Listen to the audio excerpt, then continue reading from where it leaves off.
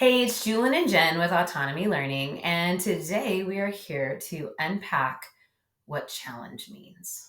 And we're going to start by just thinking about how we define that, right? For sure. Like thinking about my kids, thinking about myself, and all of the many, many opportunities that come our way every day. We can almost define challenge as anything that's not quick to do and as easy as we thought it was going to be, right? Right. So, challenge isn't something extra that you take on. It's something that, again, it's maybe not something that is super efficient, super quick, something you have to work at, give effort to.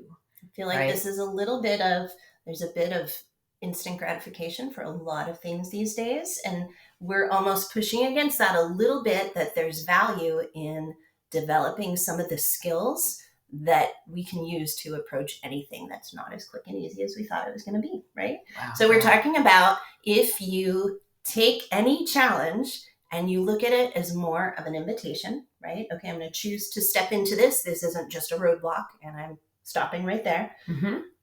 How do I bring my persistence? Mm-hmm.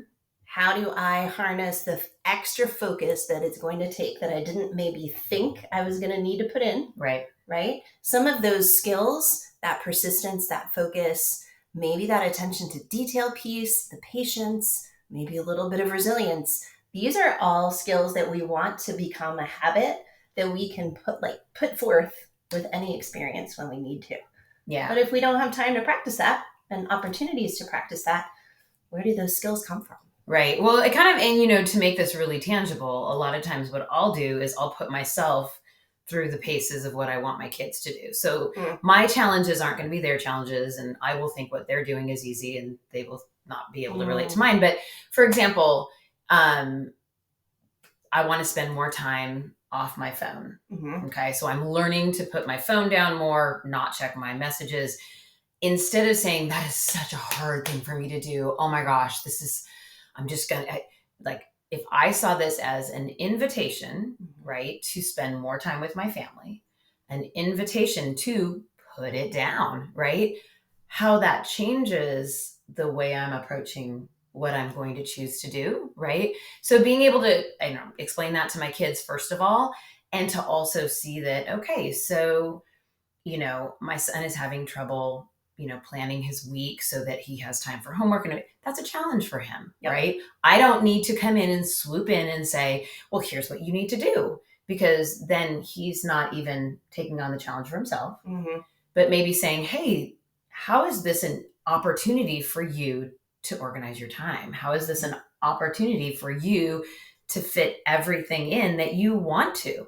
Rather than, oh, yeah, it's really challenging for you to get through all those things that you need to do, right? Just flipping that script a little bit. And kind of normalizing that, yeah, this is work and you can do this. And at the end of that week, reflecting back and saying, whoa, that was big work. You did that. And whatever success occurred during that week when you worked that hard, you get to stand on that and feel really proud of that. Well, and that does feel so much more secure than sort of faking your way through it, right? And being, oh, I made it through, not as great as I wanted to, but putting in that effort beforehand, that planning, or just that attitude adjustment, and making that space before you jump into the challenge, right? I think sometimes we just keep going, and we're not really thinking through. Well, I love too, I'm going to go back to what you said about what you're working on, right?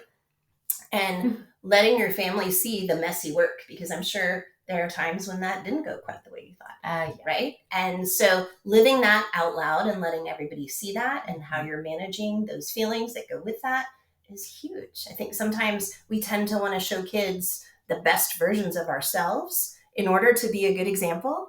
This is flipping that, right? That actually we want them to see the process that got us to the place where we feel really proud, and then share all of that, especially before you've gotten to that finish point, is really powerful. Yeah. I mean, how are our kids going to learn if they don't see the process, right? If they constantly just see the end result, they don't understand the messy parts. And then they get worried when they're in the messy parts that this is wrong and this is not normal. Like, I didn't see the messy parts before. So again, it normalizes all of that. It does. It really does, in a very well, it takes the weight off you as a parent too, right? Like I don't Thank goodness. have to be perfect. I don't have to be, and I can get good at saying, yeah, this didn't work. So now I'm thinking about this, and sort of again, how it's challenge isn't an awful, horrible thing, or learning isn't an awful, horrible thing. Putting effort into something isn't an awful thing. It's part of what makes it exciting. Actually, it feels really good to work on something really hard. And creating that space, that climate in your house that actually we're working on hard things and we're supporting each other with that. It's really healthy for everybody. And I would, same thing with the classroom, right? Like, be honest, like, hey, lesson planning, my time, my whatever you're finding, or hey, yeah, you know what? Let's acknowledge this is a really hard concept for us to learn right now. That is okay. Let's share our processes. Let's use this as an opportunity to, collaborate on something. So it's, again, in homes and in classrooms and just in the big wide world, this is really important for kids to see that challenge is normal. And taking it on is about learning. Yeah. Love that. Yeah. So comment below, join us on all of our socials, and we'll see you next week.